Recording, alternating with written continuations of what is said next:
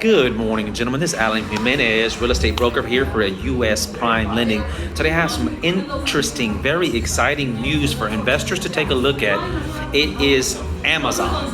Amazon has decided, or they are right on the edge of buying a huge plot of land north of Austin. Not Austin. It is north of Austin. And this is something that investors need to take a close look at. It is a city called Pflugerville.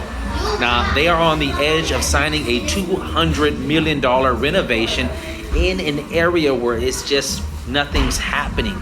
It's residential. It's a vacant piece of land that's been there for ages. So they're right on the edge. So if you're interested in tying up properties for a major investment for maybe a 1, 2, maybe 5-year hold, check out Pflugerville. And I can send you a list of properties or some land that's available that's nearby so you can get on it now.